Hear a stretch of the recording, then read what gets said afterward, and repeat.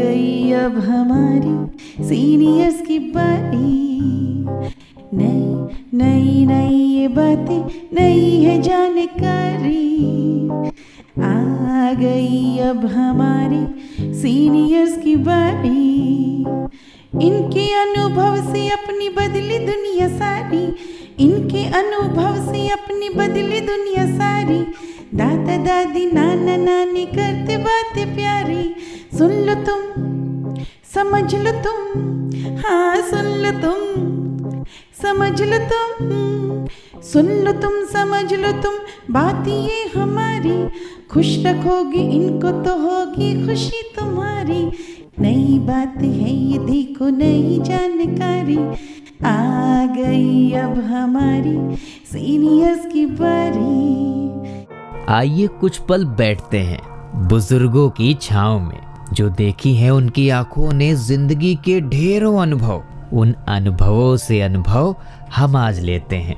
नमस्कार दोस्तों, आप सबका स्वागत है विज्ञान प्रसार विज्ञान और प्रौद्योगिकी विभाग भारत सरकार एवं अलगप्पा विश्वविद्यालय कराईकुडू तमिलनाडु के संयुक्त तत्वाधान में वरिष्ठ नागरिकों द्वारा प्रस्तुत एक खास कार्यक्रम श्रृंखला अनुभव में, जिसे आकार दिया है डॉक्टर आर श्रीधर ने और मार्गदर्शन कर रही हैं कार्यक्रम की मेंटोर पूजा मुरादा। साथ ही निर्माता हैं चित्रा शर्मा और जमशेद खान, और जिसे आप सुन पा रहे हैं सामुदायिक रेडियो 90.8 FM 24 पर। और मैं हूँ आरजे सनी। आज का अनुभव कार्यक्रम दोस्तों बहुत ही खास है, क्योंकि आज के अनुभव कार्यक्रम में हम सीनियर सिटीजन्स को होने वाली कुछ दांतों संबंधी प्रॉब्लम्स के बारे में आज हम बात करेंगे। और आज का दोस्तों विषय है दांतों की सेकेंड इनिंग। इस विषय के बारे में बात करने के लिए हमने dental and facial surgeon managing director of T32 dental clinic से हमने आज डॉक्टर संदीप जी को आमंत्रित किया है। जी डॉक्टर साहब, आपका स्वागत है 90.8 FM 24 पर। जी नमस्कार डॉक्टर साहब, जैसे कि सीनियर सिटीजन्स को काफ़ी तरह की प्रॉब्लम रहती हैं, बट उनकी एक जो बड़ी कॉमन और बड़ी नॉर्मल सी एक परेशानी होती है। कई बार देखा गया कि सीनियर सिटीजन को दांतों में परेशानी रहती है, इस वजह से वो खाने पीने से काफ़ी कतराते हैं और कुछ ऐसी चीज़ें होती हैं जो वो खा नहीं पाते हैं, बट उनका मन करता है कि वो चीज़ें वो खाएं। जी तो जैसा कि आज का हमारा विषय है डॉक्टर साहब दांतों की सेकेंड इनिंग। जी तो सीनियर सिटीजन को ऐसी किस तरह की प्रॉब्लम्स रहती हैं दांतों से संबंधित, जो कॉमन प्रॉब्लम उन्हें अक्सर उनको होती हैं, और आपके पास जो सीनियर सिटीजन आते हैं जी तो किस तरह की प्रॉब्लम्स को लेकर के आते हैं? जी सबसे कॉमन प्रॉब्लम तो सीनियर सिटीजन्स की ये होती है कि डॉक्टर साहब पूरी ज़िंदगी कमा लिया, अब रिटायरमेंट हो गए हैं, अब आराम से खाने पीने के दिन आए, पर अब दांत नहीं रहे, अब किससे खाएं? ठीक है, तो ये सबसे बड़ी समस्या आती है सीनियर सिटीजन्स के साथ कि वो जब लाइफ को एंजॉय करने के फेज में आते हैं जी तब उनके दांत उनका साथ छोड़ देते हैं। बहुत सारी प्रॉब्लम्स के उनको गो थ्रू करना पड़ता है, जैसे कि आप बात करें काफ़ी कैविटीज़ वगैरह उनको दांतों में रहती हैं। कई जो सीनियर सिटीजन्स होते हैं उनको ठंडा पानी और गर्म चीज़ें बहुत ज़्यादा लगती हैं जी, तो उससे उनकी सेंसिटिविटी बढ़ जाती है, तो वो खाना जो प्रॉपरली खाना चाहते हैं उस टाइप का वो खाना खा नहीं पाते हैं जी, और यही कारण होता है कि उनकी हेल्थ पे भी काफ़ी इफेक्ट पड़ता है। तो सीनियर सिटीजन जैसे मतलब जो उम्र के उस पड़ाव में आकर के और ज़्यादा जैसे एज प्रोग्रेस करने लगती है जी जी तो थोड़ा सा खाने से हमारा मन उठने लगता है। तो ये बहुत कॉमन प्रॉब्लम है जो इस उम्र के लोगों में काफ़ी ज़्यादा मैंने नोट करी है अपने पूरे एंटायर करियर में। तो लोग बाग आते हैं कि डॉक्टर साहब हम खाना नहीं खा पा रहे हैं प्रॉपरली। इनकी जैसे उनके बच्चे वगैरह उनके साथ आते हैं कि डॉक्टर साहब अब इन्होंने खाना बहुत लिमिटेड कर दिया जी जी, मतलब बहुत बेसिक सी चीज़ें खा लेते हैं कि भाई कभी एक रोटी एक चपाती खा ली, दिन में खा लिया तो रात में नहीं खाएंगे जी, रात को खा लिया दिन में नहीं खाता, तो उस वजह से काफ़ी ना वो अंडर न्यूट्रिशन वगैरह रहने लग जाते हैं जी जी, ठीक है जी। तो ये जो कॉमन उनको प्रॉब्लम्स होती हैं इसके बारे में डॉक्टर साहब आपने बताया, फिर उनको क्या सोल्यूशन देते हैं जो आपके पास जो पेशेंट आते हैं सीनियर सिटीजन जिनको ये समस्याएं रहती हैं जी, तो उनका निवारण आप किस तरीके से करते हैं? देखिए सबसे पहली चीज़ तो ये होती है कि उनको कंसोल करने वाला कोई होना चाहिए जी। एक्चुअली जब वो आप बहुत लंबे टाइम से आप कोई चीज़ कर रहे हैं एंड फिर सडनली आप रिलैक्सिंग फेज में जाते हैं जी, एंड तब ये चीज़ें होती हैं कि बहुत छोटी छोटी सी चीज़ें आपको बहुत ज़्यादा प्रॉब्लमेटिक लगने लग जाती हैं। जी। अगर आपके दांत में नॉर्मली अगर आपको दर्द हो रहा है और आप एक वर्किंग पर्सन हैं जी। तो आप उस दर्द को थोड़ा इग्नोर करने की कोशिश करते हैं, या आप काम में बिजी हैं जी, जी। तो आप इग्नोर करेंगे। लेकिन जब आप रिलैक्स बैठे हुए हैं और आपको अगर थोड़ी भी परेशानी हो रही है, मान लीजिए एक जीरे का दाना भी फंसा हुआ है, तो जी। वो भी आपको बहुत इरिटेट करेगा। तो सबसे पहली चीज़ तो ये होती है कि जो भी पेशेंट हमारे पास इस टाइप के आते हैं या कोई भी पेशेंट इस टाइप का आ रहा है, सबसे पहली चीज़ कंप्लीटली उनकी बात को सुनना। जी। बिल्कुल पेशेंस रख करके उनकी बात को सुने जी। कि भाई वो एक्चुअली कहना क्या चाह रहे हैं। जब वो अपनी बात कंप्लीट करते हैं फिर हम उनको बताते हैं कि भाई आपको ये समस्या इस कारण की वजह से हो रही है। जी। उनको कारण क्लियर करना बहुत जरूरी है। जब उनके पास कारण क्लियर हो गया तभी वो आगे जा करके आपसे या जब वो कारण को रेक्टिफाई करवाएंगे, जी। जो भी उनका कारण होगा उसको वो ठीक करवाएंगे। कॉमन सी डेंटल प्रॉब्लम्स जो अक्सर बुजुर्गों में आती है, वो लगभग मैं आपको लिस्ट आउट कर देता हूँ कुछ प्रॉब्लम्स जो अमूमन हमारे पास केसेस आते हैं। जी। एक तो ये होता है कि जी डॉक्टर साहब हमारे दांत जो हैं वो बहुत ज़्यादा पीले पड़ने लगे हैं। जी। एंड ये क्यों हो रहा है? तो देखिए, जो भी दांत पीले पड़ रहे हैं, आप हमारे इंडियन ट्रेडिशन में अगर हम बात करें जी, तो हम डेली दिन में 3 बार खाना खाते हैं और दिन में 3 बार खाना खाने में हम टर्मरिक का जो यूज़ होता है हमारे घरों में वो बहुत नॉर्मल सी बात है। जी। जी हाँ। तो हल्दी जहाँ आपकी खाने में पड़ेगी वहाँ पिगमेंटेशन होना ही होना जी। है। तो जो पिगमेंटेशन है, आप सारे प्रोडक्ट्स जितने भी आप यूज़ कर रहे हैं उनमें कहीं ना कहीं थोड़ा बहुत पिगमेंट आते ही है। आप किसी भी चीज़ को उठा के देख लीजिए, कॉमन जो सॉल्ट है वो सब सेम रहेगा, सिर्फ पिगमेंट अलग हो जाएगा जी। या टेस्ट अलग हो जाएगा।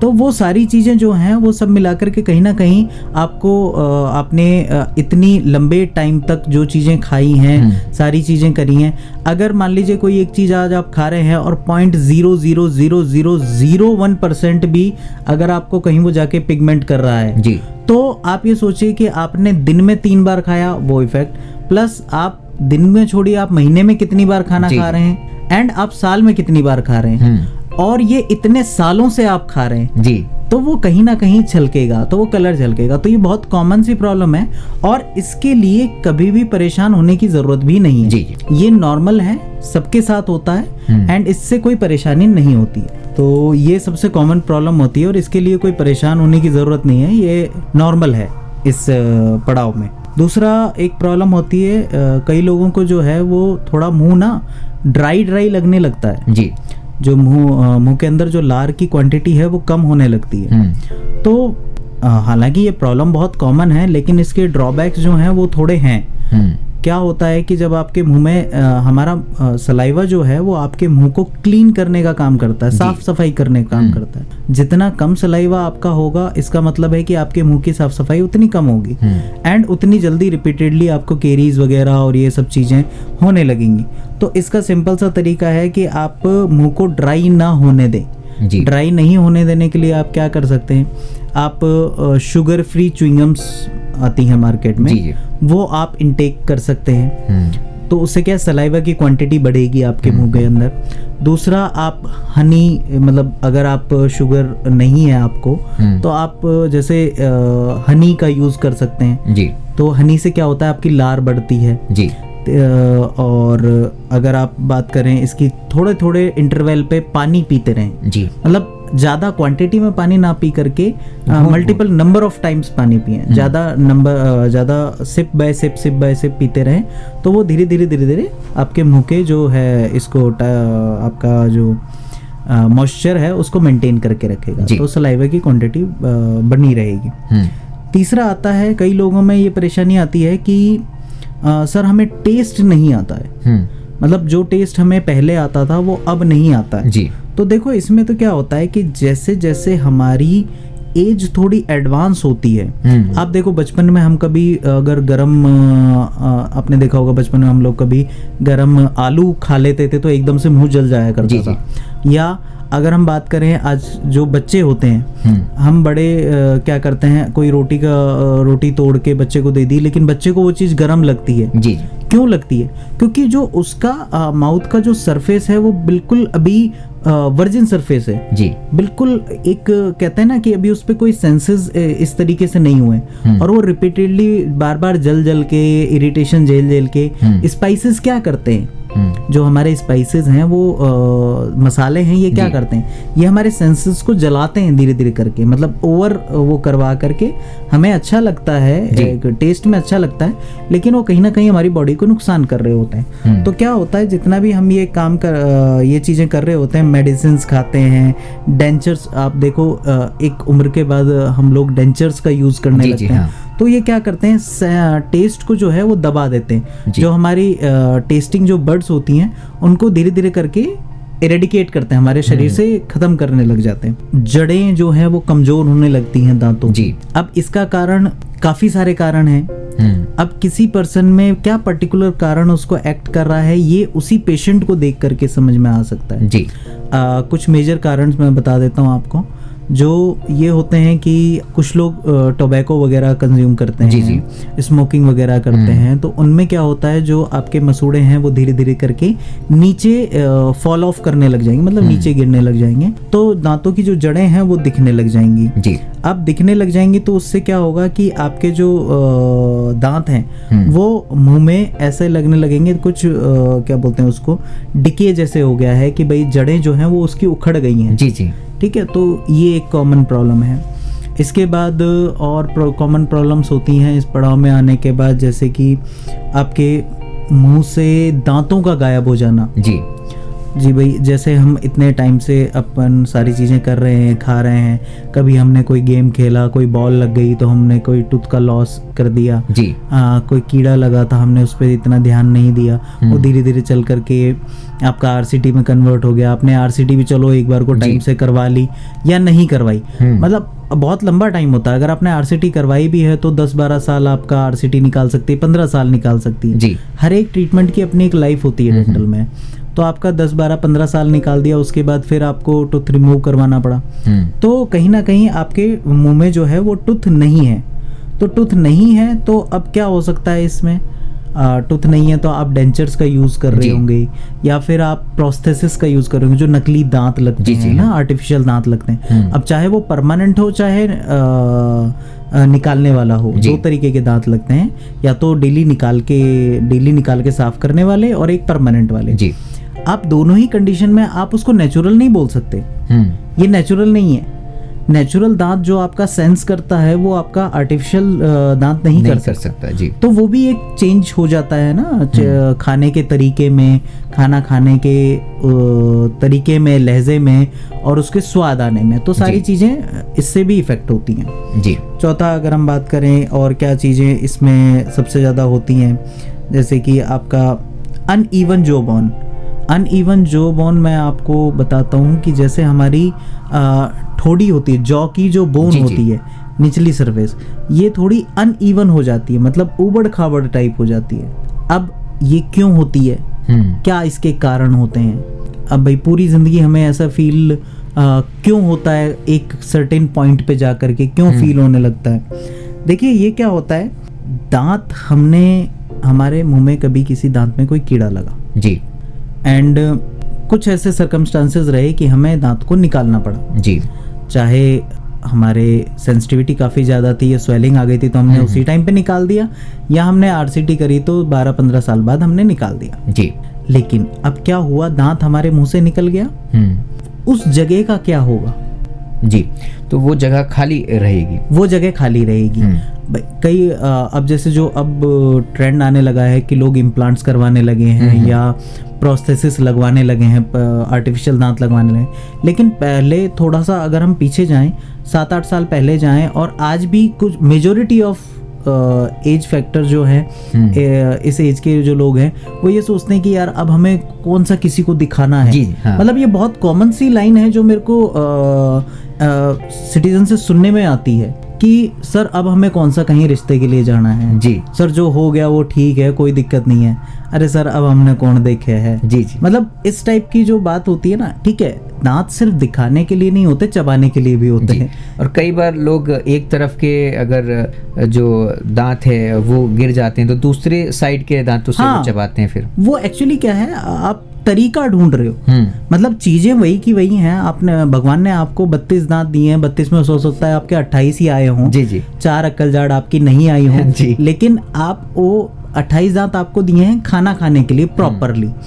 अब उसमें से हर एक दांत का अपना एक काम है, हर एक दांत का अपना एक काम है कि भाई कोई दांत आपको च्यू करेगा, कोई दांत आपका कट करेगा, कोई दांत आपका टीयर करेगा, तो कोई दांत आपका क्रश करेगा।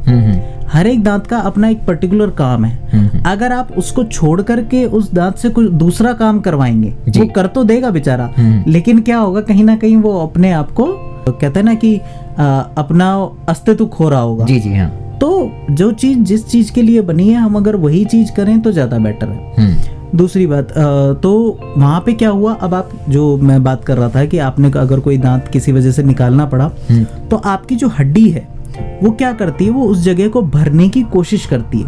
क्योंकि जैसे हमने निकाला है कोई चीज, तो वो वहाँ पे गड्ढा हो गया जी। अब उस गड्ढे को कैसे भरेंगे भाई? कोई और सॉल्यूशन तो होता नहीं है कि भाई जो उसमें डाल दिया कि भाई हड्डी भर गई। नहीं, हड्डी क्या करती है, अपने आप को चिपका लेती है एक दूसरे से। जी। जिन दो हड्डियों के बीच में दांत फंसा हुआ होता है, उस स्पेस को हड्डी कैसे कवर करती है कि वो दोनों हड्डियां आपस में चिपक जाती हैं जी। दोनों सिरे हड्डी के।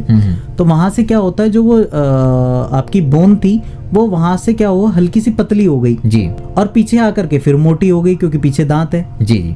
तो इस वजह से क्या हुआ, ये अनइवन सरफेस हो गई, है ना, जो मैं बात कर रहा था कि अनइवन जॉब ऑन, जिसको हम कहते हैं। तो इसमें कुछ डॉक्टरी तौर पर कुछ डेंटिस्ट इसमें कुछ करते हैं कि उस जगह को भरने के लिए, या कुछ?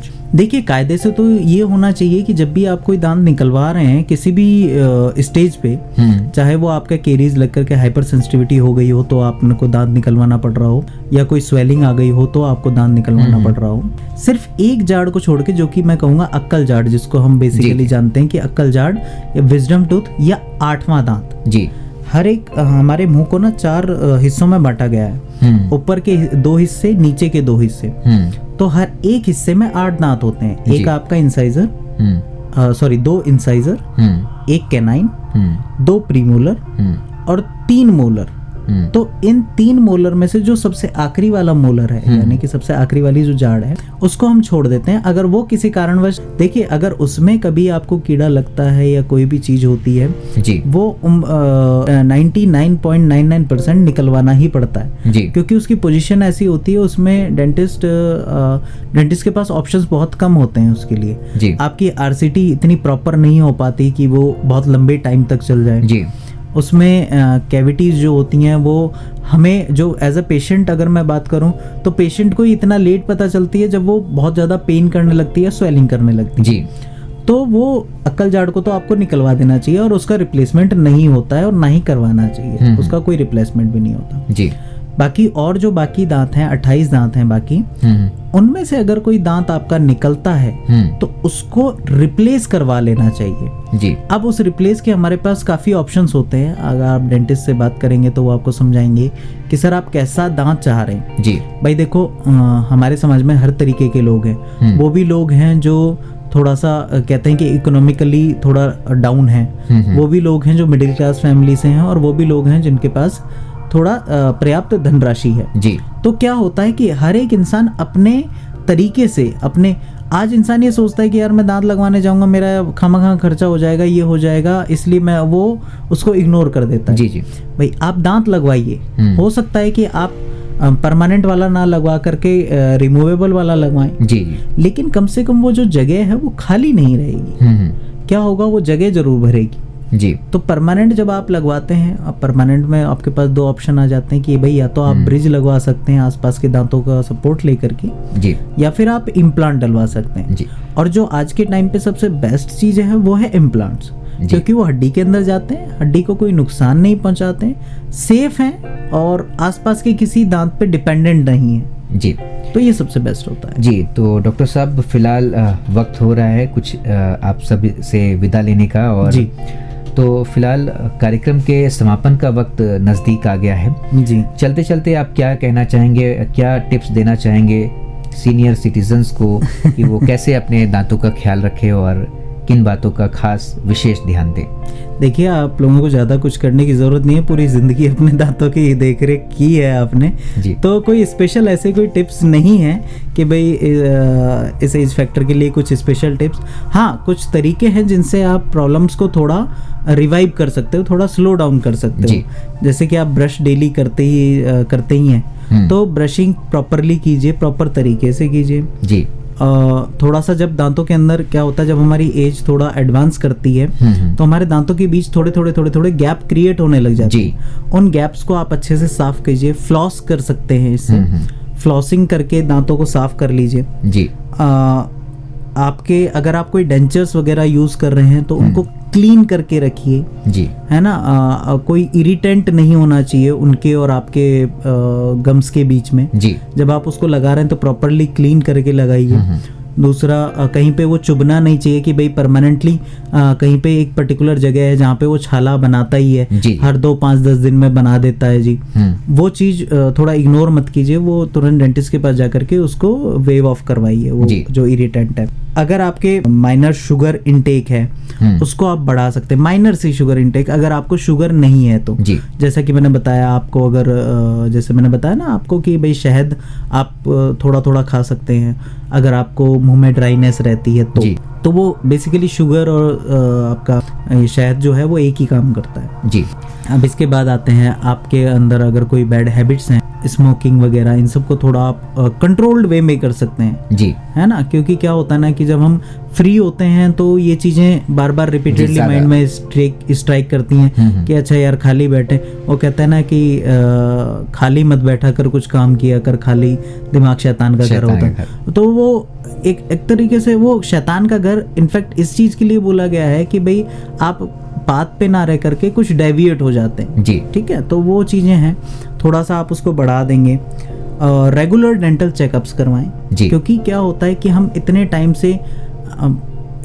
से हम किसी चीज़ को यूज़ कर रहे हैं तो उसकी प्रॉपर मेंटेनेंस भी ज़रूरी है, और प्रॉपर मेंटेनेंस के लिए आपको डेंटिस्ट के पास प्रॉपरली विजिट करना पड़ेगा। तो हर 6 महीने में आप अपना शेड्यूल फिक्स कीजिए कि भाई हर 6 महीने में मुझे एक बार डेंटिस्ट को दिखाना ही है। तो बस ये कॉमन सी चीज़ें हैं जो सबके लिए लागू होती हैं, एज फैक्टर कोई ऐसा नहीं है, सबके लिए ही। बस एक डेंचर वाला जो पॉइंट है वो इस स्टेज में थोड़ा सा ज़्यादा रहता है तो वो स्पेशली बता दिया, बाकी कोई और प्रॉब्लम नहीं जी। तो सर बहुत बहुत धन्यवाद डॉक्टर साहब कि आप हमारे इस कार्यक्रम में सम्मिलित हुए और आपने समय निकाला और सीनियर सिटीजन्स को इतनी सारी जानकारियां दी कि किस तरह से वो अपने दांतों का ख्याल रखें। आपका बहुत बहुत धन्यवाद डॉक्टर साहब। आभार, नमस्कार। दोस्तों, फिलहाल आज का ये प्रोग्राम आपको कैसा लगा आप हमें ज़रूर बताइएगा दोस्तों, fmbhiwadi@gmail.com पर। और अब वक्त हो चुका है आप सभी से विदा लेने का, तो चलिए मैं ले रहा हूँ आप सभी से इजाज़त। मैं हूँ आरजे सनी और आप सुन रहे थे सामुदायिक रेडियो 90.8 FM 24 पर अनुभव कार्यक्रम की यह खास कड़ी। नमस्कार। आप सुन रहे हैं 90.8 FM 24, आपका रेडियो, आपकी धड़कन।